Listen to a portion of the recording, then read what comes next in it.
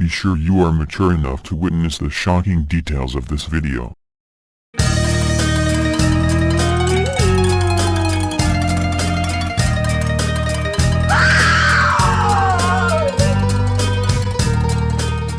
Welcome to the Haunted Mansion. Feel right at home. I am the Phantom of the Gardens, and now I will tell you a scary fact. I just want to start off by saying if you want an answer at the end, prepare to be disappointed. There just isn't one. I was an intern at Nickelodeon Studios for a year in 2005 for my degree in animation. It wasn't paid, of course, most internships aren't, but it did have some perks beyond education. To adults it might not seem like a big one, but most kids at the time would go crazy over it. Now, since I worked directly with the editors and animators, I got to view the new episodes days before they aired. I'll get right to it without giving too many unnecessary details. They had very recently made the SpongeBob movie and the entire staff was somewhat sapped of creativity, so it took them longer to start up the season. But the delay lasted longer for more upsetting reasons. There was a problem with the Series 4 premiere that set everyone and everything back for several months. Me and two other interns were in the editing room along with the lead animators and sound editors for the final cut. We received the copy that was supposed to be Fear of the Krabby Patty and gathered around the screen to watch. Now, given that it isn't final yet, animators often put up a mock title card, sort of an inside joke for us, with phony, oftentimes lewd titles, such as How Sex Doesn't Work instead of Rockabye Bye Out When SpongeBob and Patrick Adopt a Sea Scallop. Nothing particularly funny but work-related chuckles. So when we saw the title card Squidward'S Suicide, we didn't think it more than a morbid joke. One of the interns did a small throat laugh at it. The happy-go-lucky music plays as is normal. The story began with Squidward practicing his clarinet, hitting a few sour notes like normal. We hear SpongeBob laughing outside and Squidward stops, yelling at him to keep it down as he has a concert that night and needs to practice. SpongeBob says okay and goes to see Sandy with Patrick. The bubble splash screen comes up and we see the ending of Squidward's concert. This is when things began to seem off. While playing, a few frames repeat themselves, but the sound doesn't. At this point sound is synced up with animation, so, yes, that's not common, but when he stops playing, the sound finishes as if the skip never happened. There is slight murmuring in the crowd before they begin to boo him. Not normal cartoon booing that is common in the show, but you could very clearly hear malice in it. Squidward's in full frame and looks visibly afraid. The shot goes to the crowd, with SpongeBob in center frame, and he too is booing, very much unlike him. That isn't the oddest thing, though. What is odd is everyone had hyper-realistic eyes. Very detailed. Clearly not shots of real people's eyes, but something a bit more real than CGI. The pupils were red. Some of us looked at each other, obviously confused, but since we weren't the writers, we didn't question its appeal to children yet. The shot goes to Squidward sitting on the edge of his bed, looking very forlorn.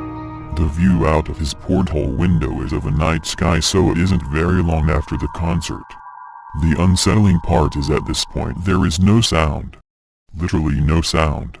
Not even the feedback from the speakers in the room. It's as if the speakers were turned off, though their status showed them working perfectly. He just sat there, blinking, in this silence for about 30 seconds. Then he started to sob softly.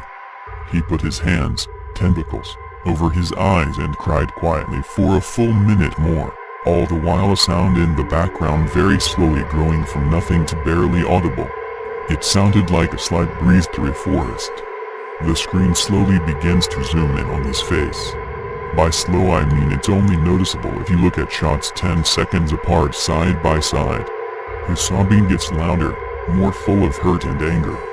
The screen then twitches a bit, as if it twists in on itself, for a split second then back to normal. The wind through the trees sound gets slowly louder and more severe, as if a storm is brewing somewhere. The eerie part is this sound, and Squidward's sobbing, sounded real. as if the sound wasn't coming from the speakers but as if the speakers were holes. The sound was coming through from the other side. As good as sound as the studio likes to have, they don't purchase the equipment to be that good to produce sound of that quality. Below the sound of the wind and sobbing, very faint, something sounded like laughing. It came at odd intervals and never lasted more than a second, so you had a hard time pinning it. We watched the show twice, so pardon me if things sound too specific, but I've had time to think about them. After 30 seconds of this, the screen blurred and twitched violently and something flashed over the screen, as if a single frame was replaced. The lead animation editor paused and rewound frame by frame. What we saw was horrible. It was a still photo of a dead child. He couldn't have been more than 6. The face was mangled and bloodied, one eye dangling over his upturned face, popped. He was naked down to his underwear, his stomach crudely cut open and his entrails laying beside him. He was laying on some pavement that was probably a road. The most upsetting part was that there was a shadow of the photographer. There was no crime tape, no evidence tags or markers, and the angle was completely off for a shot designed to be evidence. It would seem the photographer was the person responsible for the child's death. We were of course mortified, but pressed on, hoping that it was just a sick joke. The screen flipped back to Squidward, still sobbing, louder than before, and half body in frame. There was now what appeared to be blood running down his face from his eyes. The blood was also done in a hyper-realistic style, looking as if you touched it you'd get blood on your fingers. The wind sounded now as if it were that of a gale blowing through the forest. There were even snapping sounds of branches. The laughing, a deep baritone, lasting at longer intervals and coming more frequently. After about 20 seconds, the screen again twisted and showed a single frame photo. The editor was reluctant to go back. We all were, but he knew he had to. This time the photo was that of what appeared to be a little girl, no older than the first child. She was laying on her stomach, her barrettes in a pool of blood next to her. Her left eye was too popped out and popped, naked except for underpants.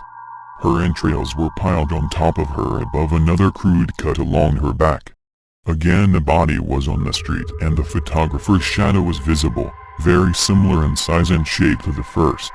I had to choke back vomit and one intern, the only female in the room, ran out. The show resumed.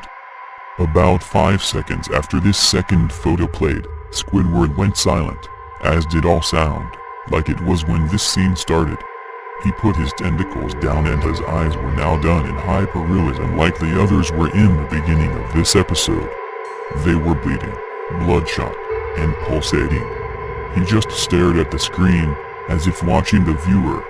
After about 10 seconds, he started sobbing, this time not covering his eyes.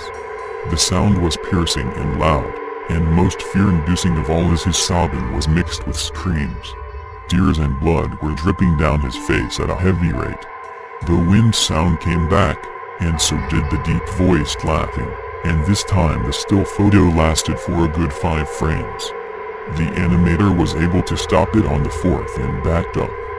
This time the photo was of a boy, about the same age, but this time the scene was different. The entrails were just being pulled out from a stomach wound by a large hand, the right eye popped and dangling, blood trickling down it. The animator proceeded. It was hard to believe, but the next one was different, but we couldn't tell what. He went on to the next, same thing. He went back to the first and played them quicker and I lost it. I vomited on the floor, the animating and sound editors gasping at the screen. The 5 frames were not as if they were 5 different photos, they were played out as if they were frames from a video. We saw the hand slowly lift out the guts, we saw the kid's eyes focus on it, we even saw 2 frames of the kid beginning to blink. The lead sound editor told us to stop. He had to call in the creator to see this. Mr. Hillenberg arrived within about 15 minutes. He was confused as to why he was called down there, so the editor just continued the episode. Once the few frames were shown, all screaming, all sound again stopped. Squidward was just staring at the viewer, full frame of the face, for about 3 seconds.